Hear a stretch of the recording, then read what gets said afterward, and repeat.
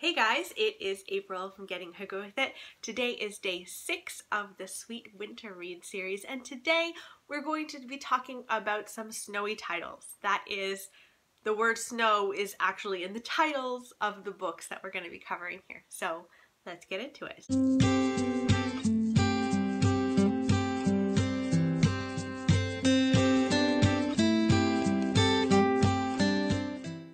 So the first book is Boy, Snow, Bird by Helen Oyeyemi. Now, this is a sort of retelling of Snow White.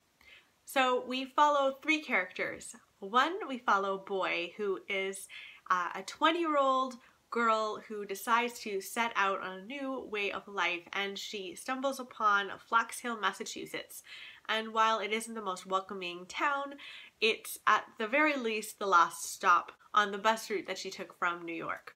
We also follow Snow, who lives in the same town, and Snow is a very mild-mannered person and fast becomes friends with Boy, even though they're very different girls. And their friendship is fast until Boy has a child, and it is Snow's sister, Bird.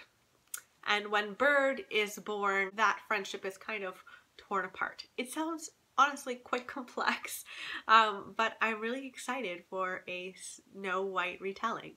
The next book is The Snowman by Yo Nesbo. This whole book takes place in November when a little boy wakes up and he finds his mother is missing, and in her place there is a snowman built outside with his mother's scarf around its neck. And there seems to be a serial killer who's going around town taking women and putting snowmen in their place. I read it, it was really creepy, and I really liked it. Next up we have The Snow Child by Ewan Ivey.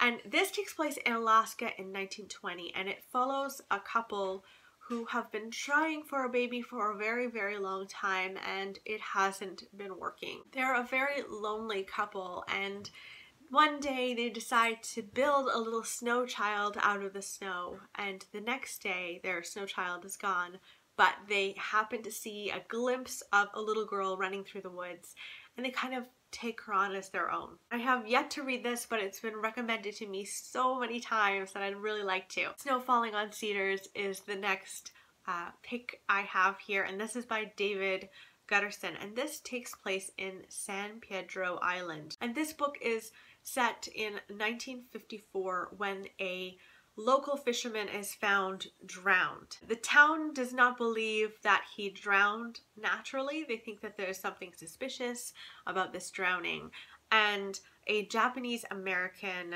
man named Kabuo Miyamoto is charged with murder, and he's on trial throughout this book. So this trial dredges up a lot about World War II and what happened to San Pedro during World War II, when an entire community of Japanese residents were essentially sent into exile, and it dredges all of that up, and it just sounds really, really interesting. It's on my shelves and I would really like to read that one.